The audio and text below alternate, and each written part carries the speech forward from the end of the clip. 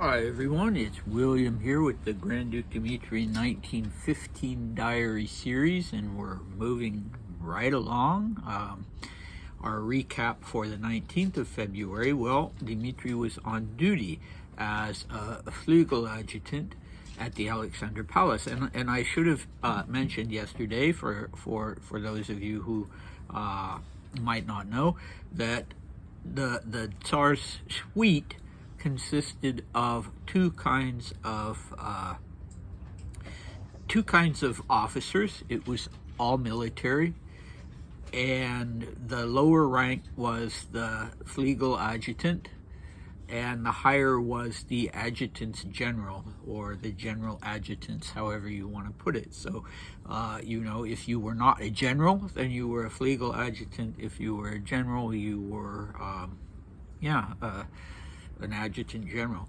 And it was purely at the Tsar's choice of who these men were going to be. It was a great honor. It was pretty much automatic for members of the imperial family, but some might not be encouraged to sign up for the duty roster as often as others. And I remember in Prince Gavril Konstantinovich's diaries that he or one of his brothers, or both of them, had uniforms, had Flügel adjutants uniforms made or something like that, and then their father, the Grand Duke Constantine, rebuked them for having taken that for granted.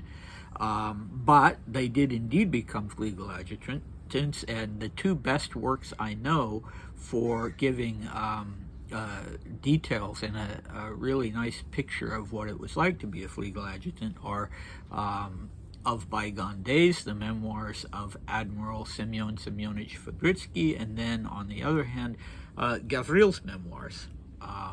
What is the title? In the Marble Palace, or something like that. I think it's been translated into French, English, and French, English, possibly German. I don't know about the German. Anyway, moving on from that, our cast today is a large one, but not so large that I can't cope. It's not a cast of thousands, so that's good. I hate those ones where it's just one person after another that I have to try and find in my notes and elsewhere. So we have an officer named Zhukov. We have the Lamings, Georgi and Maria. We have Kristianov, who's been in several recent diary entries. Natalia Brasova is returning. Shagubatov, who also has become a fixture, and a man called Kachube, and then we have two ladies. So we are going to be starting off the day in Tsarskoye. It's 20th February / 5th March 1915. Dmitri gives us his address, as if we didn't already know. Nevsky 41. Very cold day, -12, and clear but windy. There seems to have been a lot of wind in Petrograd, so if there are any of you who are familiar with the city now, with St. Petersburg, maybe you can comment on whether that is indeed the case, that it's a windy place. Okay, here we go. I slept in the adjutant's room in Tsarskoye. Remarkable. I got up around 10 o'clock, had coffee, and the new duty adjutant quickly arrived. I'm just making a note on Dmitri's remarkable. The new duty adjutant quickly arrived. Zhukov, a convoy officer. He's a Boor and a scoundrel. I managed to make the 11:07 train and was already on my way home. I lunched with the Lamings, then talked a while with GM. Around 3 o'clock, I went to the club and played billiards, staying until 6 o'clock. I dined at the Astoria with Kristianov. I saw Natalia Sergeyevna Brasova there. I went over to her table for a minute. It was a bore. And then I went with Kristianov to the Chinizeli Circus. Don't know how to pronounce that. Around midnight, I went to Medved, to the old bar. Shagubatov was there with Kachube and two ugly ladies whom I didn't know. One sang very well, but was a horrible dancer. We stayed until 4 o'clock a.m. Kristianov sang a lot. It was marvelous. Okay, and he ends that with an exclamation point. Yeah, I was just making a couple of notes there. Ladies as opposed to women. And then higher up in that sentence, in that first sentence of the diary entry, I slept in the adjutant's room in Tsarskoye, comma, remarkable, comma, I got up around 10 o'clock. So what was remarkable? I don't know. You know, when people are writing diaries, it's more sort of stream of consciousness sometimes. Stream of consciousness. Sorry, I'm mashuga today. It's, you know, a little bit different from reading something that's more deliberately written, and so sometimes you just gotta go with the flow. All right, so where to begin? Yeah, funny, isn't it, that he stayed in bed that long, even though he was on duty? Technically, you're on duty for 24 hours, and his replacement only arrived after he'd gotten up. I need to review my Fabritsky to see how that worked, what was expected of the duty adjutant the next morning. It does seem like not so much, but on the other hand, the Tsar received people in the morning, so I don't know what time he got started with his workday, the emperor. But anyway, Dmitri stayed in bed until 10 o'clock. Quite typical for him, of course. Actually, even a little early for him to get out of bed. Then he apparently left without seeing any of the family members, you know, or having coffee with them or anything like that. So, yeah, either, I don't know. You know, they did invite him to lunch, tea, and dinner the day before, so it doesn't seem like there was any strain of any kind, but maybe it was just that he was really anxious to get back. I don't know. His replacement, who's taking the next 24-hour shift on the roster, is Andrei Semyonich Zhukov. He was 40. As Dmitri points out, he was a member of the Konvoi, the Imperial bodyguard, the Cossack bodyguard.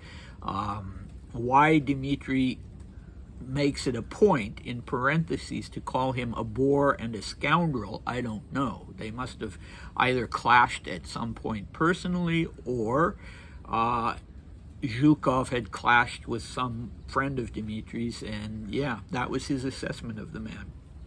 I myself have no idea. For my thumbnail today, I used a picture of the convoy that includes Zhukov, but I don't know which one of the men actually was Zhukov, so you can look at it and try to pick out the one that looks the most like a boor and a scoundrel, I guess.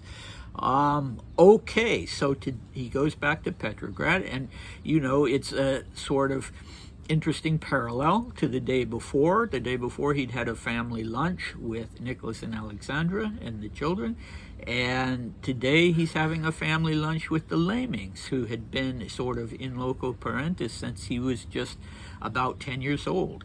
And I think Maria in her memoirs talks about how she and Dmitri liked to, when they could, go into the Lamings' apartment within whatever palace they were living in. The Lamings had their own apartment, and, you know, as a family with their little boy, and Dmitri and Maria liked to go in and spend time with them and have a sense of being part of a real, you know, close-knit family.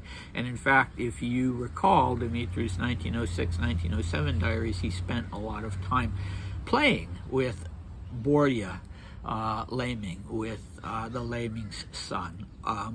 Okay, now Christianov. I wish I could tell you anything about Christianov, aside from the fact that clearly he was a talented singer. Was he a performer? That I can't say, but he was obviously a talented singer, and that obviously was something that Dmitri appreciated. They seem to be sort of buddy-buddy these days, and yeah, that's nice. No curfew, clearly, in St. Peter's, in Petrograd at that time, which, yeah, it's interesting. At one occasion later, in 1918, when Dmitri had received his commission in the British Army and he was traveling He was in Mumbai or Bombay, and he was stopped by military police trying to go to the cinema. And they said, "No, you can't be out on the street. This is not allowed for officers in the sort of entertainment part of the city where the cinema was." Anyway, that was clearly not the case in Petrograd in 1915. But I'm getting ahead of myself because, after going to his usual thing, going to the Astoria or going to the yacht club and playing billiards, he goes to the Astoria to have dinner with Kristianov, and there is Natalia Brasova at her own table, and Dmitri takes the liberty of going up to her table to talk to her. And this is curious because he's calling her Natalia Sergeyevna Brasova in the diary entry. In the past, it's usually just been Brasova, or what did he call her? Natalia? I can't remember in Moscow what he was calling her, but not Natalia Sergeyevna. That's the very formal form of the name. So that's curious. So we'll keep an eye on that. Maybe it's just a way of introducing her to future readers who may have forgotten who she was in the interval between when he was seeing her in Moscow and even kind of pursuing her a bit. So he goes over to her table, and things don't go terribly well. It was a bore, he tells us. You know, how boring can it be when you're just standing there for a few minutes talking to her? But it was a bore, according to Dmitri, which I think here is his way of saying not that he was bored, but that the exchange didn't go well, and yet she will be reappearing tomorrow. So we'll see. We'll explore that further. Hey, then they go to this circus. That's kind of an interesting thing to do. Whose decision was it, Kristianov or Dmitri's? I don't know. This circus that was founded by an Italian man back in the 19th century was the first circus in Russia, I believe, that had a permanent building, and the building's still there in St. Petersburg. And, you know, it was a circus, a real circus. It was also sometimes an entertainment venue where the owner would rent it out to for other, you know, concerts or whatever. But it seems like they were just going to it in its capacity as a circus. And, you know, Dmitri really liked animals. He liked going to the zoo when he went to a new city, sometimes going to the circus. If you recall, he and Chanel went to the circus when they were making their road trip back to Paris from the south of France. One of the cities they stopped in, I can't remember which one, they went to the circus. So, yeah, kind of endearing, I guess. And then we have another animal arise, the bear, Medved, the famous Petrograd nightclub.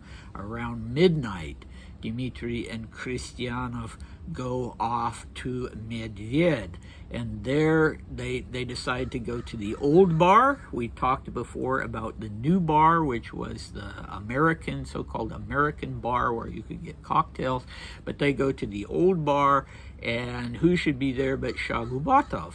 And it surprises me, it really does, that this is the first time this day that Dmitri sees Shagubatov, because if you recall, Shagubatov actually accompanied him to Tsarskoye that morning when he was going from Petrograd to Tsarskoye to start his duty at the Alexander Palace. Shagubatov went along with him. In what capacity wasn't clear.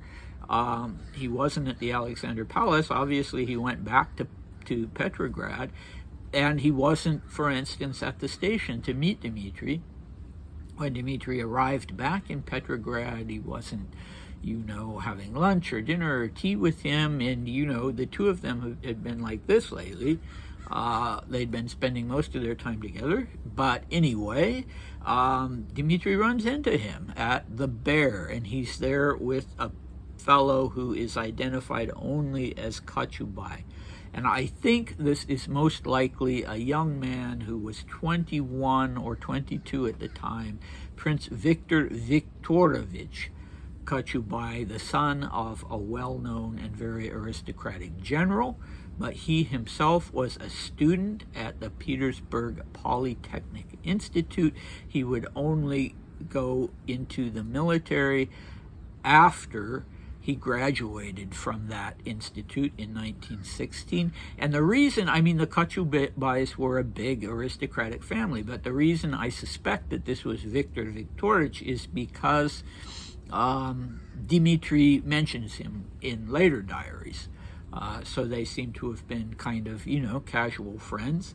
And when Kristianov and Dmitri arrive, they find Shagubatov and Kochubay with two ladies who Dmitri immediately tells us were ugly. So, thanks for that, old boy. Anyway, yeah, they are, however, they have some skills, at least one of them does, because one of them is a good singer. And that was half the battle with Dmitri, was being a good singer. He loved, or a musician. He just, music was his thing, or an important one. So she sings well, but she doesn't dance well. Well, the person who is really the good singer there apparently is Kristianov, so he gets the exclamation point. He sings, it's marvelous, and they all stay until 4 a.m. Doesn't sound like there was any kind of, retreat to a private room or anything like that. Well, after all, Dmitri didn't find the two ladies attractive. But anyway, what do we have next time? It's going to be a very interesting one. I definitely, if you're watching these casually and not every day, I definitely recommend watching this one because there are going to be some fireworks. There's going to be a scene at the Astoria between Dmitri and Brasova. All right, so hopefully I'll see you then. Bye.